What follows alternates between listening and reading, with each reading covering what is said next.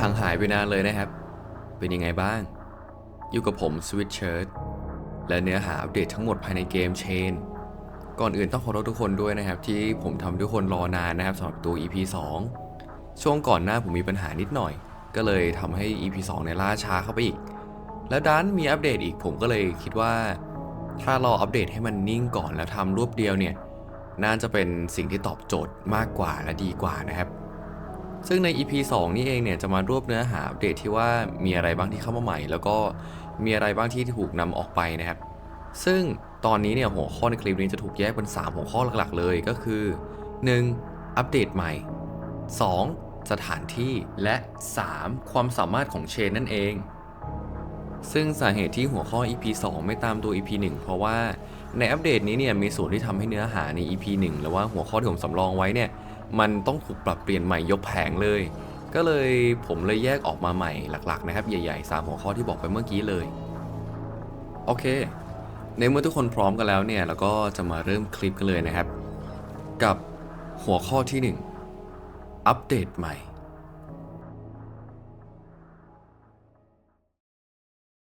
เนื้อหาในอัปเดตนี้เนี่ยเป็นเพียงมินิอัปเดตเพียงเท่านั้นนะครับแปลว่าอัปเดตตัวเต็มของตัวเกมเนี่ยยังไม่หมดแล้วก็กำลังจะตามมานั่นเอง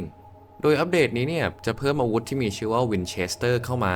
เป็นอาวุธโจมตีระยะใกล้ลักษณะคล้ายปืนยาวนะครับแล้วก็จะมีการปรับปรุงคุณภาพแบบให้ดูเป็นปัจจุบันมากขึ้นไม่ว่าจะเป็น small cabin shop workshop storage shelf หรือแม้กระทั่ง power station ก็โดนปรับเปลี่ยนโมเดลให้ดูดีมากขึ้นนะครับ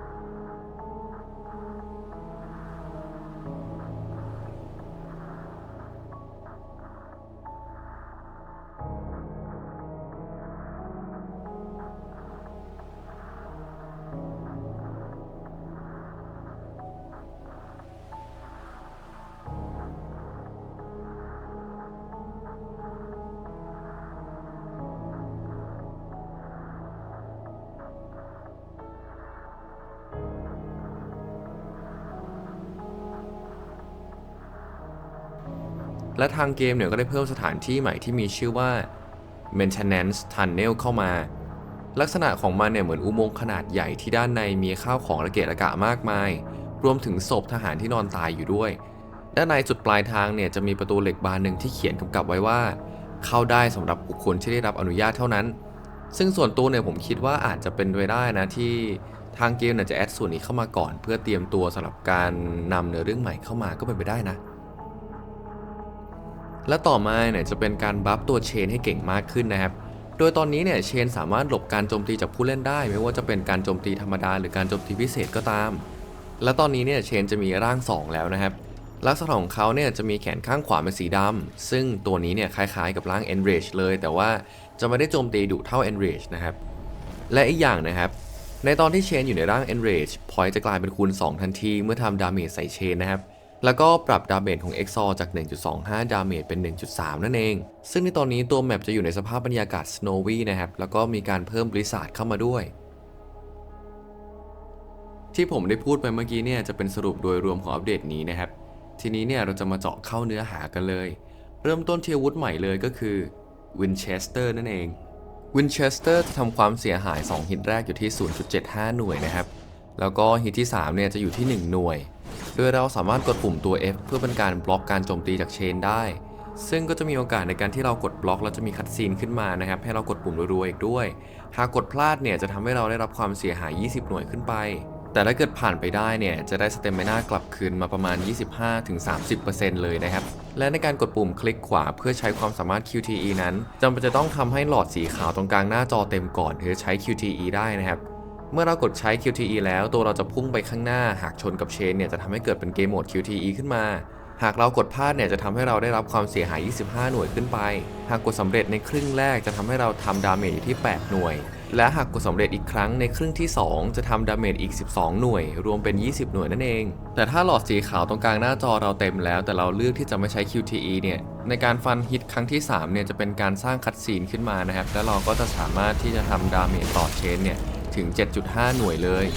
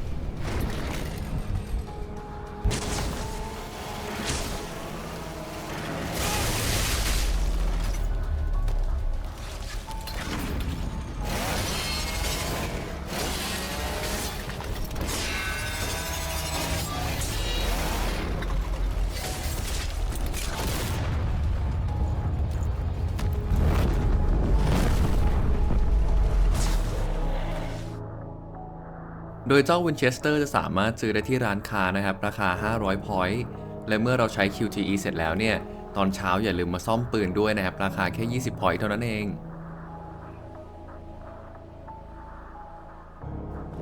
ต่อมาก็จะเป็นหัวข้อเรื่องสถานที่นะครับว่าแต่ละที่เนี่ยสามารถทำอะไรได้บ้างสถานที่จะถูกแบ่งออกเป็น10สถานที่นะครับซึ่งก็จะมี Shop Storage Shelf Radio Station Power Station The Literal Warehouse Workshop Camp Small Cabin และ Maintenance Tunnel นะครับเราจะมาเริ่มกันที่ช็อปเป็นที่แรกเลยช็อปหรือร้านค้าจะเปิดขึ้นในตอนรุ่งเช้าเป็นเวลา2นาที35วิหลังจากนั้นเนี่ยร้านค้าจะถูกปิดตัวลงและเข้าสู่โหมดกลางคืนทันทีร้านค้าเนี่ยจะให้จำหน่ายสิ่งของนะครับไม่ว่าจะเป็นอาวุธไอเทมปกติ Blueprint หรือว่าแม้กระทั่งเกมพาสนะครับและเราก็สามารถขายเศษเหล็กหรือสิ่งของที่เราซื้อต่อมาจากพ่อค้าได้ย้ำนะครับว่าขายได้เฉพาะสิ่งของที่ซื้อต่อมาจากพ่อค้าเท่านั้นไม่สามารถคราฟสิ่งของหรือว่าตามหาสิ่งของจากกล่องสุ่มเพื่อมาขายต่อให้พ่อค้าได้นะครับแล้วก็ที่สำคัญอีกอย่างก็คือการที่คุณสามารถกู้สิ่งของที่หายไปในตอนที่คุณตายคืนก่อนหน้าได้ด้วยโดยการใช้100 point ในการกู้คืนนะครับซึ่งก็จะมีเวลาแค่2วันเท่านั้นนะครับให้เรากู้คืนสิ่งของที่หายไปในคืนก่อนหน้าและเราก็สามารถอัปเกรดกระแสไฟฟ้าให้มีเปอร์เซ็นต์กักเก็บมากขึ้นได้ถึง 200% อีกด้วยอีกข้อที่สำคัญก็คือเราสามารถปลดล็อกสถานที่ได้2สถานที่เลยก็คือ Workshop และ Warehouse นั่นเองเพราะว่าในวันแรกสุดของเกมนี้เนี่ย2สถานที่นี้จะถูกปิดไว้นะครับซึ่งในการเปิดมันจะต้องใช้150 point เพื่อเป็นการเปิด Workshop แล้วก็อีก500 point เพื่อเป็นการเปิด Warehouse หรือโกดังเก็บของนั่นเอง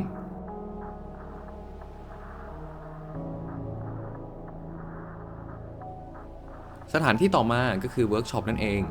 Workshop จะสามารถเปิดหรือปลดล็อกได้ที่ร้านค้านะครับด้วยราคา150 point หลังจากที่ปลดล็อกไปแล้วเนี่ย Workshop จะเปิดตลอดการไม่ว่าจะเป็นรุ่งเช้าหรือว่าตอนมืดค่ำก็ตาม Workshop จะเป็นจุดหลักของการคราฟของจากเศษเหล็กนะครับหรือว่า scrap นั่นเอง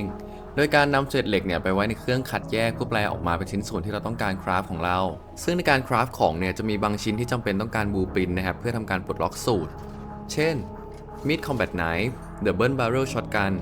M1911 และมาเชเต้นั่นเองซึ่งเรื่องของ scrap หรือว่าเศษเหล็กเนี่ยผมขออนุญาตเอาไว้ในคลิปหน้านะครับเพราะว่าตอนนี้แมปที่ถูกปรับมาใหม่มีจุดของ scrap ที่เปลี่ยนไปแล้วก็เอาจริงๆบางจุดก็ยังเหมือนเดิมนะแต่ว่าหลายๆจุดครับมันโดนเปลี่ยนไปซึ่งผมต้องการเวลาเพื่อที่จะไปศึกษาลายเดินที่มันไวที่สุดแล้วก็ตอบโจทย์ที่สุดเนาะเพราะฉะนั้นว่าเดี๋ยวข้ามไปสถานที่ต่อไปเลยนะครับสถานที่ต่อไปก็คือ Warehouse นั่นเอง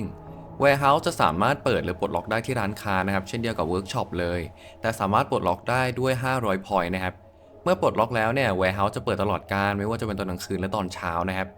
ซึ่งสถานที่นี้เนี่ยก็จะมีกล่องสุ่มนะครับหรือว่าหลุดบล็อกนั่นเองรวมๆกันแล้วเนี่ยก็จะมีทั้งหมด3กล่องด้วยกันนะครับที่อยู่ข้างในนั้นซึ่งความสามารถของหลุดบล็อกเองก็คือการ drop ของข้างในแบบแรนดอมหรือว่าแบบสุ่มนั่นเองและของที่สามารถ drop ในกล่องสุ่มได้เนี่ยก็จะมี energy drink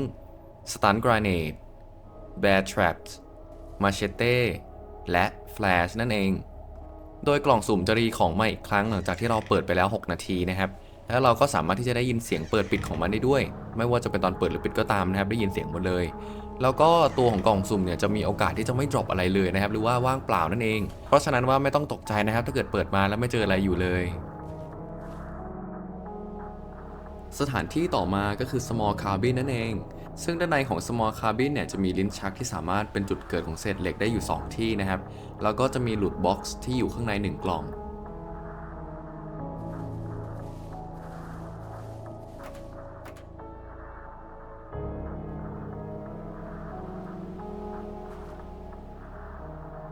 สถานที่ต่อไปก็คือ storage shelf storage shelf ตอนนี้เป็นสถานที่ที่ยังไม่มีอะไรอยู่เลยนะครับแต่ว่าเมื่อแต่ก่อนเนี่ยมันจะมีลิ้นชักที่อยู่ข้างในที่สามารถเป็นจุดเกิดเศษเหล็กได้นะครับแต่ว่าเหมือนตอนนี้เนี่ยทางเกมจะเอาออกไปแล้วแล้วก็โดนเปลี่ยนดีไซน์ให้มีประตูหลังขึ้นมาเพียงเท่านั้นเอง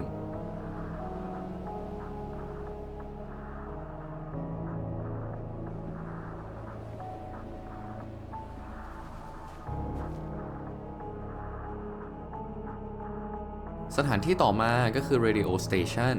radio station เป็นอีกหนึ่งสถานที่ที่ยังไม่มีอะไรเหมือนกันนะครับเช่นเดียวกันกับ storage shelf เลยแต่ว่าณตรงกลางของ radio station เนี่ยจะมีเครื่องวิทยุอยู่ซึ่งคุณสามารถที่จะเก็บแล้วก็ไปใช้งานได้นะครับ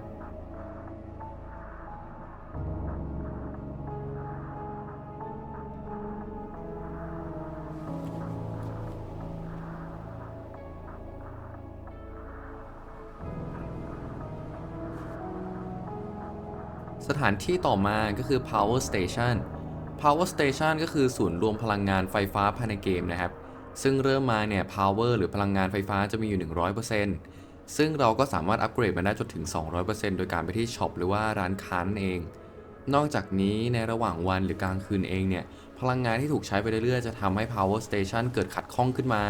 ซึ่งจะทำให้อุปกรณ์ไฟฟ้าเช่นแท็บเล็ตหรือนาฬิกาไม่สามารถใช้การได้นะครับซึ่งเราก็สามารถไปกู้คืนพลังงานได้โดยการไปที่ power station เพื่อกดมินิเกมแต่ระวังด้วยนะครับให้หยุดกดก็ต่อเมื่อมีสัญลักษณ์เครื่องหมายตกใจสีเหลืองไม่งั้นว่าจะโดนไฟฟ้าช็อตได้นะครับ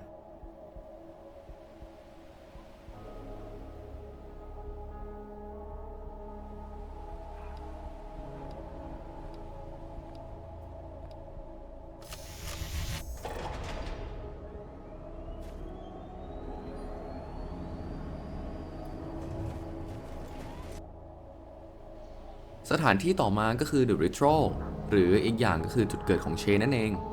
แล้วก็มีแค่นั้นแหละครับ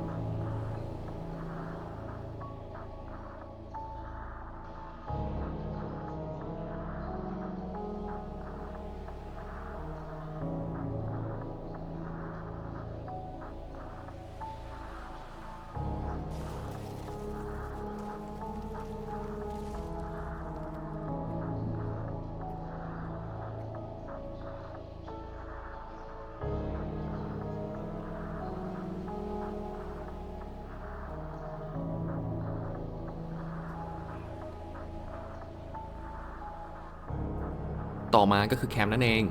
แคมป์จะเป็นสถานที่เล็กๆที่มีบุคคลหรือ NPC ปริศนาโผล่ออกมาในตอนเช้าของวันที่ 5 เพื่อให้ข้อมูลและมอบหมายภารกิจให้กับเรา ซึ่ง NPC ตัวนี้เนี่ยจะมอบหมายงานให้เราไปหาอาร์ติแฟกต์นะครับที่อยู่รอบๆแมป4ชิ้น เพื่อนำพวกมันประกอบร่างกันเป็นหนังสือเวทมนต์หรือสเปลบุ๊กนั่นเองเพื่อสังหารเชนและจบเกมในที่สุด แต่ก่อนที่เราจะรับภารกิจนี้ได้เนี่ยเราจะต้องมีเลเวลที่10เลเวลขึ้นไปนะครับแล้วก็จำเป็นจะต้องรอดมาก่อน5วันในเกมนั้นๆด้วยแต่ทว่าในมินิอัปเดตนี้เนี่ยเหมือนตัวเกมจะนำ NPC ตัวนี้ออกไปรวมถึงบลัดมูนอีกด้วยผมเลยคิดว่าเขาอาจจะมีการนำคอนเทนต์พวกนี้ไปปรับปรุงแล้วก็ทำให้เข้ากับปัจจุบันมากขึ้นนะครับแล้วก็คาดว่าน่าจะนำกลับมาในอนาคตนั่นเอง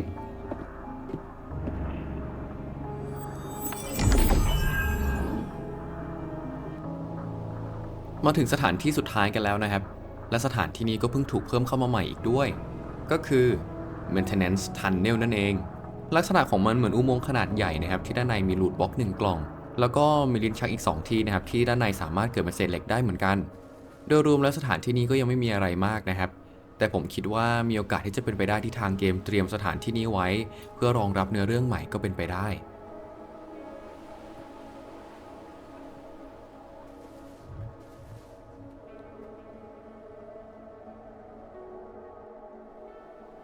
โอเคทีนี้ผมจะมาสอนวิธีการเดินหาสถานที่ต่างๆนะครับแล้วก็ก่อนที่จะเริ่มเดินเนี่ยผมแนะนำให้ทุกคนซื้อโคมไฟจากร้านค้ามาด้วยนะครับราคา40 พอยต์เท่านั้นเองเพื่อให้เรามองทางได้ง่ายมากขึ้นแล้วก็กันหลงด้วยนะครับ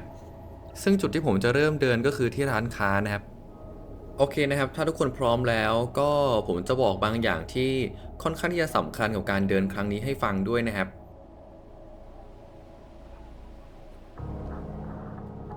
สิ่งที่ผมอยากจะให้ทุกคนจำเอาไว้แล้วก็สังเกตดีๆนะครับก็คือทางพื้นดินเป็นหลักให้ทุกคนจำไว้เลยนะครับว่าสุดปลายทางของทางพื้นดินเนี่ยจะเป็นสถานที่เสมอนอกจากนั้นก็จะเป็นการจำอย่างเดียวแล้วครับว่าทางที่เราเดินไปนั้นจะไปบรรจบที่ไหนนั่นเองเหมือนในตอนนี้ผมก็เดินเลี้ยวซ้ายออกมาจากหน้าร้านค้านะครับทางนี้เนี่ยจะเป็นทางไปหาสถานที่ที่มีชื่อว่า storage shelf นั่นเองสามารถสังเกตได้เลยนะครับว่า storage shelf เนี่ยก็มีทางพื้นดินเหมือนกัน เห็นไหมว่าทางนั้นก็มีทางไปได้อยู่นะครับแล้วก็ทางที่เรามาตรงนั้นก็จะไปหาร้านค้านั่นเองทางนี้ถ้าเกิดเราเดินต่อไปเนี่ยเราจะไปหยุดอยู่ที่ radio station นะครับ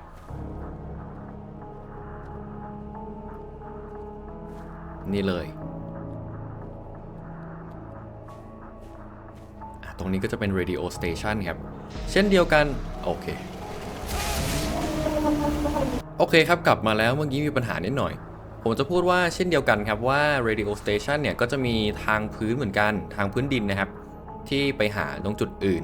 ซึ่งทางตรงนี้เนี่ยก็จะไปหาจุดเกิดของเจ้าเชนนะครับหรือว่า The Ritual นั่นเองและตรงนี้เนี่ยก็จะนำพาเราไปสู่ Power Station นะครับ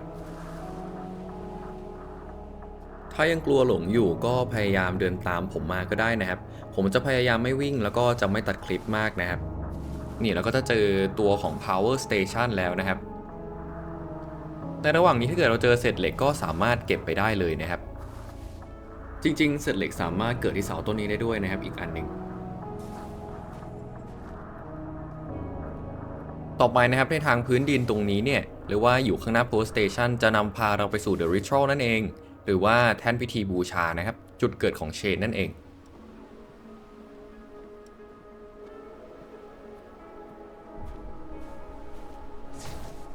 พยายามเดินตามทางพื้นดินดีๆนะครับอย่าสับสนนะครับตรงนั้นเขาสู้ไป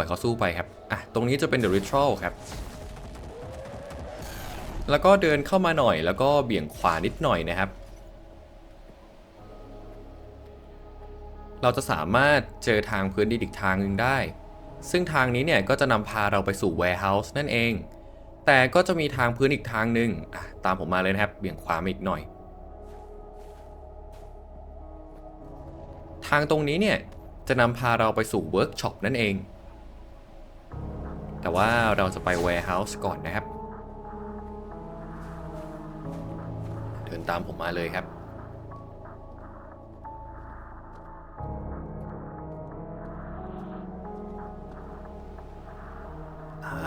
โอเคเรามาถึง Warehouse กันแล้วนะครับ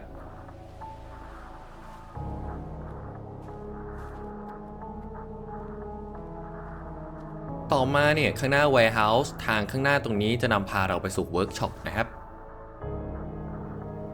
แล้วก็เบี่ยงออกไปหน่อยด้านซ้ายเนี่ยผมหาก่อนนะตรงนี้ครับตรงนี้เนี่ยจะนำพาเราไปสู่ Maintenance Tunnel นั่นเองหรือว่าสถานที่ใหม่ที่เพิ่งถูกเพิ่มเข้ามานะครับโอเคเราจะไปสถานที่ใหม่กันเลยนะครับ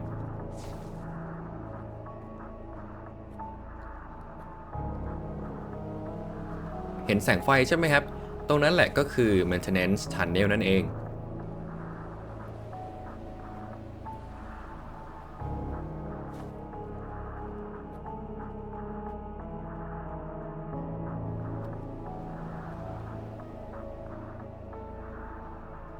เราเพิ่งเดินมาจากทางของ Warehouse ใช่ไหมครับในทางดินตรงนี้เนี่ยจะนำพาเราไปสู่แคมป์นั่นเองเดินตามผมมาเรื่อยๆเลยนะครับถ้าใครที่เห็นเศษเหล็กก็สามารถเก็บได้เลยนะครับเราก็จะมาเจอกับแคมป์แล้ว และข้างๆแคมป์เนี่ยก็จะมีทางไปอีกทางหนึ่งซึ่งทางดีตรงนี้เนี่ยจะนำพาเราไปสู่ small cabin นั่นเองเห็นเสร็จเลยก็เก็บด้วยนะครับ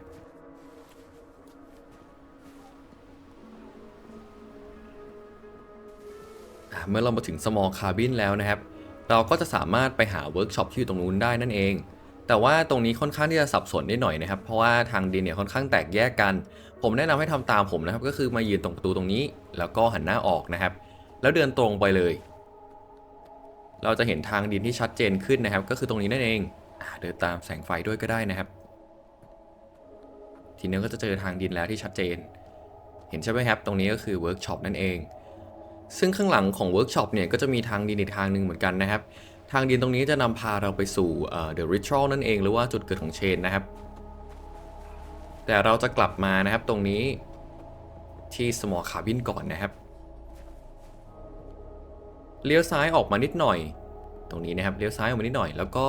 เราจะเห็นทางดินตรงนี้นะครับจะนำพาเราไปสู่ช็อปนั่นเองหรือว่าที่ที่เราเริ่มนะครับแต่ว่าให้หันซ้ายตรงนี้ทุกคนเห็นใช่ไหมครับตรงนั้นเนี่ยจะพาเราไปสู่ช็อปนะครับแต่ว่าตรงนี้จะนำพาเราไปสู่เกตของประตูคอนเทนเมนต์นั่นเองหรือว่าประตูจบเกมของเรานั่นเองนะครับ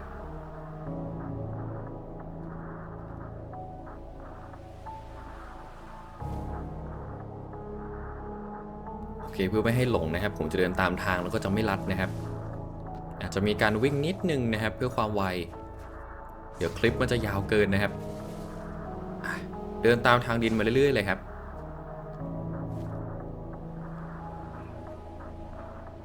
ทีนี้เราก็จะเห็นแสงไฟของช็อปแล้วนะครับแล้วก็อีกอย่างหนึ่งที่สำคัญไม่แพ้กันเลยก็คือสังเกตแสงไฟด้วยนะครับเพราะว่ามันอาจจะเป็นสถานที่ที่เราตามหาอยู่ก็ได้ถ้าใครที่ตามไม่ทันเนี่ยก็ผมแนะนำให้เปิดคลิปสโลว์นะครับแล้วก็กรอใหม่ตั้งแต่ต้นเลยมาถึงหัวข้อสุดท้ายในคลิปนี้แล้วนะครับก็คือความสามารถของเชนนั่นเองความสามารถโดยรวมของเชนเนี่ยในตอนนี้มีอยู่ด้วยกัน6ความสามารถนะครับก็คือ Skill Shot Attack เชนจะพุ่งมาหาเราด้วยความเร็วสูงนะครับหากเรากดคิวเพื่อหลบเชนไม่ทันจะทำให้เราได้รับความเสียหายอยู่ที่84หน่วยเลยแต่ถ้าเราเนี่ยกดหลบทันจะทำให้เราได้รับพลังงานเพิ่มขึ้นมาประมาณ 90% เลยสกิลต่อมาก็คือ Burst เชนจะชาร์จพลังและทุ่มพลังทั้งหมดลงไปที่พื้นนะครับกลายเป็นแรงระเบิดสร้างความเสียหายให้กับเรายิ่งเราอยู่ใกล้มากเท่าไหร่ความเสียหายที่เกิดกับเราเนี่ยก็จะยิ่งมากขึ้นเท่านั้นนะครับสกิลต่อมาก็คือโชคเชนจะใช้พลังกระชากคอเรามาแล้วก็บีบเพื่อให้ขาดอากาศหายใจนะครับก่อนที่เชนจะกระชากเราเนี่ยมันจะส่งสัญญาณแล้วก็มีเสียงให้เราสังเกตเพื่อให้เรากดคิวเพื่อหลบการโจมตีได้แต่ถ้าเกิดเราหลบไม่ทันเนี่ยเราจะได้รับความเสียหาย40หน่วยนะครับและในตอนที่เรากำลังโดนกระชากแล้วก็โดนบีบคออยู่เนี่ยให้เรากด F รัวๆเพื่อให้ดิ้นหลุดออกมาจากตรงนั้นให้ได้นะครับหากกดไม่สำเร็จเนี่ยเชนจะทุ่มตัวเราลงกับพื้นแล้วก็เลื่อยหันล่างเราตายทันทีสกิลต่อมาก็คือ Side Step เมื่อเราโจมตีใส่เชนแล้วเนี่ยตัวของมันจะวาร์ปไปอยู่อีกฝั่งของเราเพื่อหลบการโจมตีซึ่งสกิลนี้มีโอกาสที่จะคอมโบกับ Charge Attack ได้เหมือนกันนะครับสกิลต่อมาก็คือ Kick Move เชนจะทำการเตะเราเพื่อไม่ให้เราต่อคอมโบการโจมตีต่อเนื่องได้นะครับแต่สกิลนี้จะไม่ทำดาเมจไม่สามารถบล็อกได้และไม่สามารถหลบท่านี้ได้นะครับสกิลต่อมาก็คือ Concuss เชนจะทำการต่อยและน็อกผู้เล่นลงทันทีท่านี้มักถูกใช้ในการขัดการโจมตีต่อเนื่องของผู้เล่นนะครับผมไม่มั่นใจว่ามันสามารถหลบได้หรือเปล่านะครับเพราะว่าผมพยายามกดคิวแล้วผมพยายามกดบล็อกแล้วก็ตามนะครับแต่ว่ามันก็ไม่ได้ผลเลยแต่ว่าถ้าเกิดใครหลบได้นะก็อย่าลืมคอมเมนต์ไว้ด้านล่างด้วยนะครับเผื่อผมจะพลาดตรงนี้ไปนะฮะตอนนี้เชนจะมีอยู่ด้วยกันทั้งหมด4ร่างนะครับก็คือร่างธรรมดาร่าง Enrage ร่างเฟส2และร่าง Blood Moon นั่นเองซึ่งในแต่ละร่างเนี่ยก็จะมีการบัฟตัวสกิลของเชนขึ้นมาเช่นในร่าง Enrage เนี่ยก็จะโจมตีไวขึ้นแบบเท่าตัวเลยและเมื่อเราโดนสกิลโชกหรือสกิลบีบคอเนี่ยถ้าเรากดคิวไม่ทันนะครับเชนจะฆ่าเราทันทีนะครับในร่างนี้และในร่าง Enrage เนี่ยจะไม่สามารถใช้การโจมตีแบบพิเศษได้เช่นการโจมตีของ Exor หรือไม่ก็การโจมตีของ Tomahawk นั่นเองถ้าเผลอไปใช้ใส่มันเข้าเนี่ยจะโดนมันปัดป้องทุกอย่างนะครับแล้วก็แถมจะได้รับความเสียหายกลับคืนมาด้วยผมแนะนำว่าให้รอร่าง Enrage หายไปก่อนนะครับแล้วก็ค่อยใช้นะครับ ร่างเฟส2เนี่ยจะโจมตีเพิ่มขึ้นมาจากร่างธรรมดานิดหน่อยแล้วก็สกิลไซส์สเต็ปเนี่ยจะถูกใช้บ่อยมากขึ้นและรัวมากขึ้นนั่นเองสามารถใช้การโจมตีแบบพิเศษได้นะครับได้ปกติเลยเหมือนร่างธรรมดาเลยนะฮะแล้วก็ร่างสุดท้ายเนี่ยก็คือร่างบลัดมูนนั่นเองประโยคเดียวสั้นๆเลยครับไม่มีอะไรหยุดมันได้ครับไม่ว่าจะเป็นอาวุธชิ้นไหนก็ไม่สามารถที่จะหยุดเชนในร่างบลัดมูนได้เลยนะครับสิ่งเดียวที่จะหยุดมันได้จริงๆก็คือสเปลบุ๊กหรือหนังสือเวทมนต์นั่นเอง